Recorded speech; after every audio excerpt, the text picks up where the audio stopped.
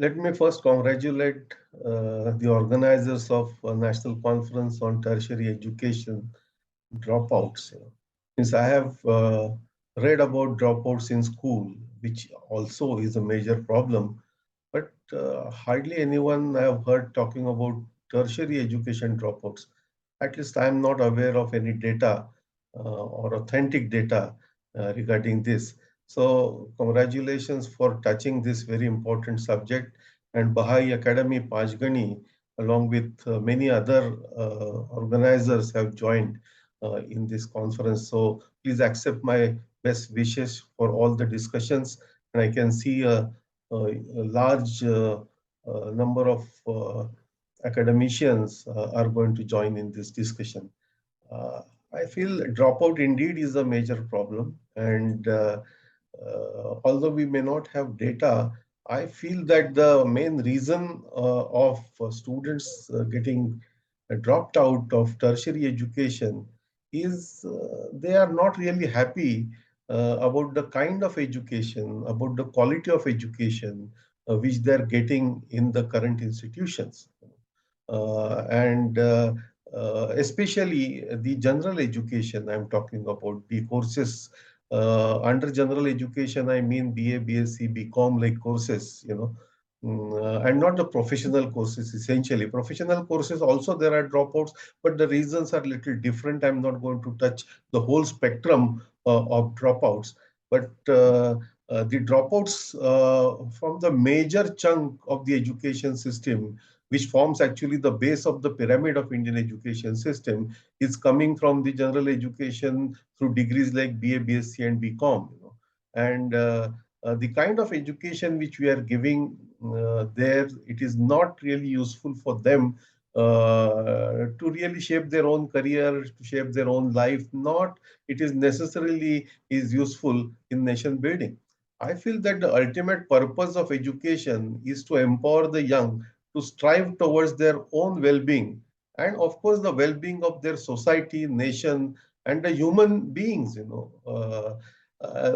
the typical educatedness is the capacity actually to strive. For example, if 2 3 years in college, if a student, especially a student who is learning in India, that student is not able to understand what is happening around that student, how to recognize difference between the fake news and real news, how to really appreciate beauty, aesthetics, or how to really understand how people around you are reacting to what you're saying.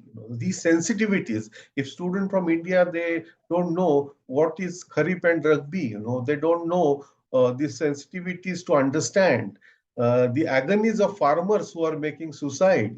So all these, I feel that is part of educatedness and not just giving them some knowledge. That era we have passed. Giving information, I think we don't need any universities and colleges, because Google and other search engines are powerful enough to give this information. So the teacher's role is really changing. Teacher's role is to bring our own experiences, our own wisdom, to make sense out of that information.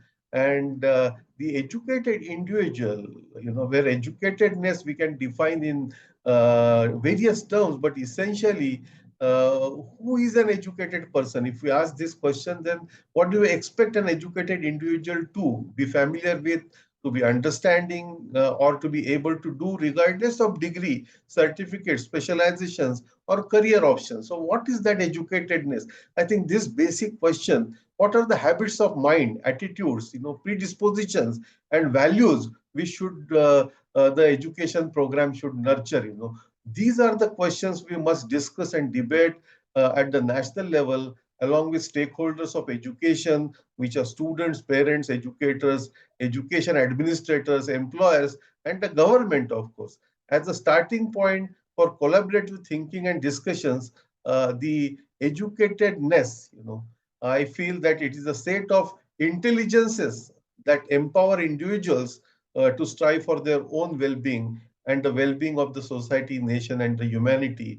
and of course for the global good, So if we combine this educatedness with the professional skills, I think the education will become more interesting.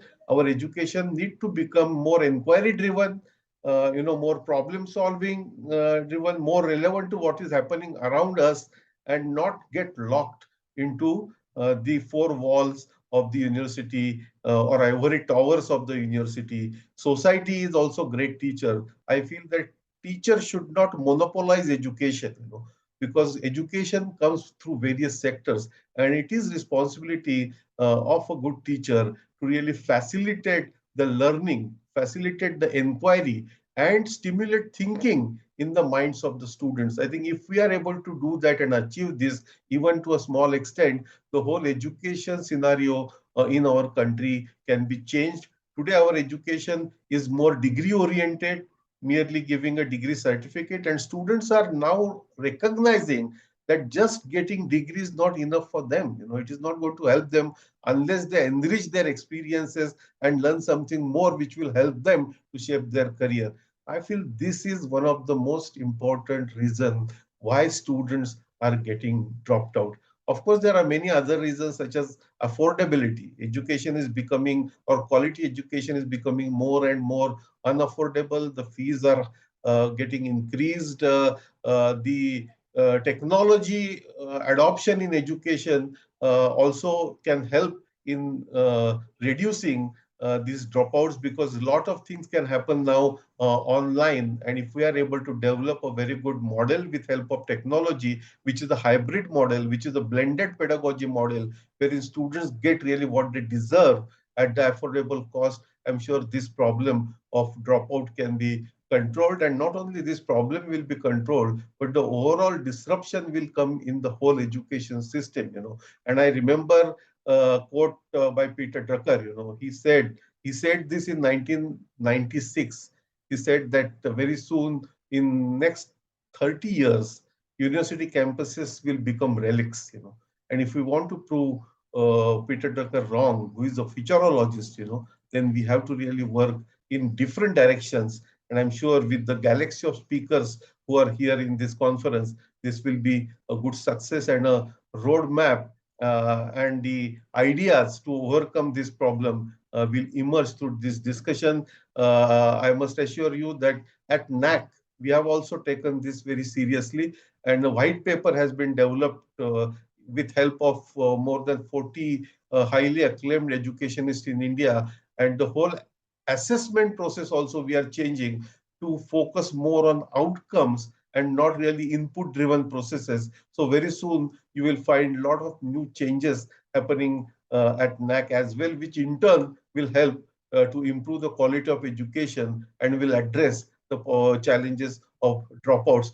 Again, I will congratulate Lesson Azadi and all his colleagues for this wonderful conference, and I wish you all the best. Namaskar, Jai Hind, Jai Bharat.